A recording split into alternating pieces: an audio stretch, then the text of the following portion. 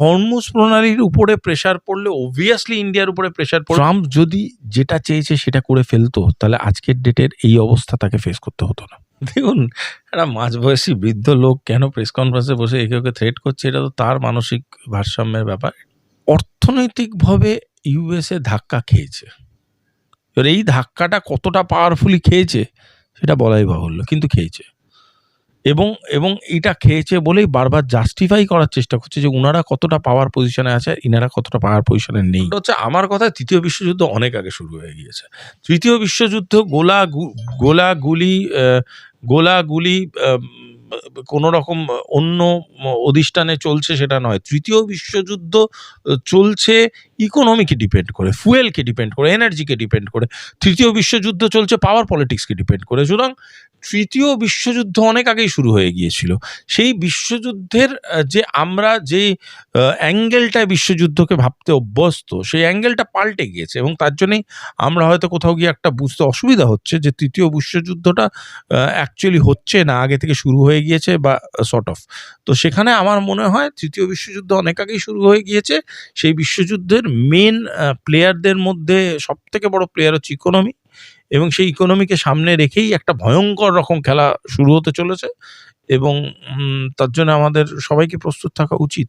দেখুন, entire fuel dynamics Hormuz প্রণালীর একটা বড় অংশ ডিপেন্ড করে হরমুজ প্রণালীর উপরে। তো সেখানে শুধুমাত্র ভারত সাফার করবে, বাকিরা করবে না সেটা নয়, কিন্তু হ্যাঁ, এটা বাস্তব কথা যে হরমুজ প্রণালী ইন্ডিয়ার কাছে যেমন গুরুত্বপূর্ণ, ইরানের কাছে ওটা কিন্তু একটা ওয়ার্ল্ড নার্ভ সেন্টারের একটা অংশ। সেখানে ইরান চেষ্টা করবে ওখানে কোনো না কোনো প্রেশার ক্রিয়েট করে ওয়ার্ল্ড পলিটিক্সটাকে, ওয়ার্ল্ড ডিপ্লোমেসিটাকে বাধ্য করতে ইরানের ব্যাপারে বিবেচ্য কোনো বিষয়ে ইন্ডালজ হতে। যদি কেউ দেখে ইন্ডালজ হচ্ছে না বা বলছে না বা ইরানের পক্ষ নিচ্ছে না, তখন এরা কোনো না কোনোভাবে ইন্টারফেয়ার করবে। এই ইন্টারফেয়ার করার যে পদ্ধতিটা, এই পদ্ধতিটা তখনই এক্সিস্ট করবে যদি হরমুজ প্রণালীর উপরে তার প্রেশার পড়ে। তার জন্য হরমুজ প্রণালী বন্ধ করবে, এখান দিয়ে কোনো ট্যাঙ্কার পাস করতে দেবে না, পাস করলে তাদের উপরে কাইনেটিক করবে। সুতরাং এইগুলো is a part of ইরানস broader plan. তো ইরান এগুলো করবে, এবং করতে ইরান পিছু পা হবে না, কারণ ইরান জানে যে এগুলো করলে বিশ্বের পরিমণ্ডলটা তাদের পক্ষে যাবে।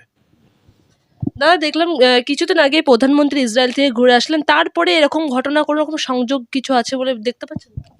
না, এগুলো কাকতালীয়। কে কোথায় গেছে তারপরের দিনই সেখানে ঘটেছে। মানে দেখুন, একটা কথা, প্রধানমন্ত্রী ইসরায়েল না গেলেও এটা ঘটতো।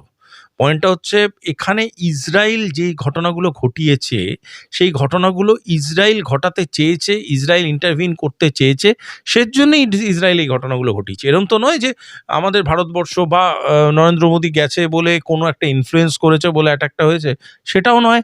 নরেন্দ্র মোদী চাইলেও ইসরায়েলের ইন্টারনাল পলিসিগতভাবে কোনোভাবে যে এটাকে রেজিস্ট করতে পারতো, সেটাও নয়। সুতরাং ইসরায়েল ভারতবর্ষের প্রধানমন্ত্রী যাওয়া is a Indian call. Indian prime মিনিস্টারের মনে হয়েছে, ইন্ডিয়ান ডিপ্লোম্যাটিক সার্কিটের মনে হয়েছে যাওয়া দরকার, গেছে।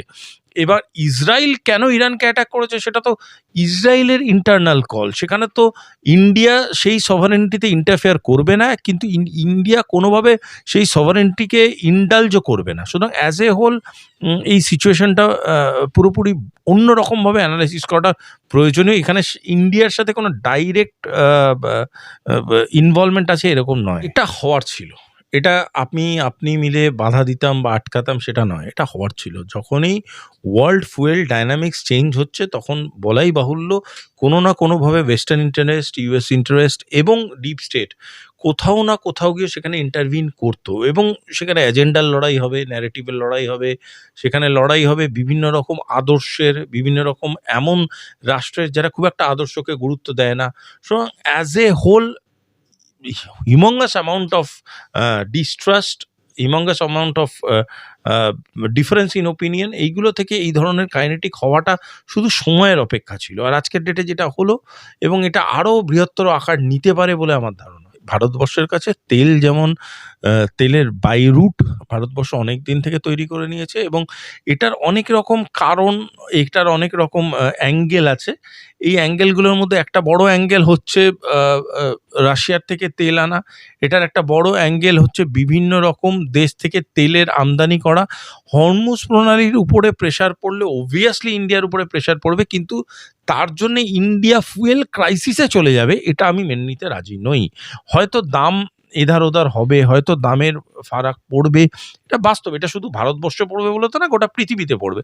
আজকে পৃথিবীর অন্তত 11 থেকে 12টা দেশ ইন্ডালজড হয়ে গেছে একটা কাইনেটিকে। সেখানে ভারতবর্ষ অনেক শান্তিপূর্ণ অবস্থানে রয়েছে। আমাদের এখানে কোনো রকম কোনো, আমরা হোলি খেলে বেড়াচ্ছি, দোল খেলে বেড়াচ্ছি, রমজান চলছে, আমাদের এখানে লোকজন আনন্দের সাথে তাদের পরব মানাচ্ছে। তো এখানে কোনো কাইনেটিক নেই। কেউ বলতে পারবে এই মিসাইলের আওয়াজ, সাইরেনের আওয়াজ শুনতে পাচ্ছি না? তার মানে আমাদের ডিপ্লোমেসি এখানে সাকসেসফুল। আমাদের ডিপ্লোমেসি এগুলো থেকেও, এত গরম পরিবেশ থেকেও নিজেদের ঠান্ডা রাখতে পেরেছে। অর্থাৎ ভারতবর্ষ ডিপ্লোম্যাটিক স্ট্যান্ডটা খুবই স্ট্রং রেখেছে। হতে পারে তার জন্য তাদের কিছু ফুয়েল ক্রাইসিসে ভুগতে হবে, কিছু economic ups and downs face করতে হবে, কিন্তু তার জন্য এ নয় যে ভারতের এন্টায়ার ফুয়েল ইকুয়েশন চেঞ্জ হয়ে যাবে। দাদা, মধ্যপ্রাচ্যের মধ্যে যে দেশগুলি আছে তার মধ্যে আরব পড়ছে, যে সব থেকে তেল শোধনাগার বলে জানা যায়। মাঝখান থেকে কি তাদের মেরুদণ্ড ভেঙে দেওয়ার চেষ্টা করছে ইরান? কি বলবেন? দেখুন, অ্যারাবিয়ান কান্ট্রিগুলোর মধ্যে না, আমি যতটা ওখানে থেকে কাজ করে বুঝেছি, আমি ওদের মাইন্ডসেটগুলো বুঝেছি, ওদের ডিপ্লোম্যাটিক সাইকেলগুলো বুঝেছি, তাতে ওরা কিন্তু সবাই সবার সাথে অ্যালাইনড নয়। এবং সেখানে একটা প্রো ইউএস মাইন্ডসেট কিছু দেশের আছে, কিছু দেশের মাইন্ডসেট আছে ডেডলি এগেনস্ট ইউএস, কিছু দেশের মাইন্ডসেট আছে ব্যালেন্স ফোরাম। এই যে এই ৩ ধরনের মানসিকতা, এই ৩ ধরনের মানসিকতার মিক্সিং আছে, রিফরমেশন আছে। এইগুলো করতে করতে না অ্যারাবের মধ্যে শিয়া সুন্নির একটা বিরাট ভাগ আছে। এই ভাগের মধ্যে না তাদের সামাজিক, অর্থনৈতিক এবং রাজনৈতিক যে পরিমণ্ডলটা আছে, সেই পরিমণ্ডলটা কোথাও গিয়ে ওয়েস্ট এবং ইউএসএকে একটা এক্সটার্নাল এন্টিটি হিসাবে বরাবরই ট্রিট করেছে। কেউ ইউটিলাইজেশনের চোখে দেখেছে, কেউ ডিপেন্ডেন্সির চোখে দেখেছে, কেউ কম্পিটিশনের চোখে দেখেছে। সুতরাং আজকের ডেটে দাঁড়িয়ে যখন এই ধরনের মানসিকতাকে আমরা বুঝতে পারছি, পাওয়ার থিওরেমটাকে যখন বুঝতে পারছি, তখন বলাই বাহুল্য আমার মনে হচ্ছে এই যে গোটা আতঙ্কের যে একটা পরিমণ্ডল সৃষ্টি হয়েছে মিডল ইস্টে, এটা আরও লাস্ট করবে এবং তারা নিজেরাই নিজেদের অনেক বড় কোনো ক্ষতি করে বসবে। দাদা, আমরা দেখছি প্রতিদিন সন্ধ্যাবেলায় ট্রাম্প একদম প্রেস কনফারেন্সে বসছে, এবার একটার পর একটা থ্রেট দিচ্ছে ইরানকে, কিন্তু কিছু করছে না। কি চাইছে ট্রাম্প, কিভাবে দিচ্ছে? দেখুন, একটা মাঝবয়সী বৃদ্ধ লোক কেন প্রেস কনফারেন্সে বসে একে ওকে থ্রেট করছে, এটা তো তার মানসিক ভারসাম্যের ব্যাপার। এটা তো আমি সাইকিয়াট্রিস্ট নয়ে বলতে পারবো না। তবে এই যে টিনটিনের গল্প, মানে যেরকম পড়তাম কাজকর্ম, বা কিছুটা বলতে পারে টিনটিনকে অসম্মান করলাম, টেনিদার মতো আমার লাগে। যা না করে তার থেকে অনেক বড় বড় কথাবার্তা বলে। দেখুন, অর্থনৈতিকভাবে ইউএসএ ধাক্কা খেয়েছে। এবার এই ধাক্কাটা কতটা পাওয়ারফুলি খেয়েছে সেটা বলাই বাহুল্য, কিন্তু খেয়েছে। এবং এটা খেয়েছে বলেই বারবার জাস্টিফাই করার চেষ্টা করছে যে উনারা কতটা পাওয়ার পজিশনে আছে, ইনারা কতটা পাওয়ার পজিশনে নেই। ট্রাম্প যদি যেটা চেয়েছে সেটা করে ফেলতো, তাহলে আজকের ডেটের এই অবস্থা তাকে ফেস করতে হতো না।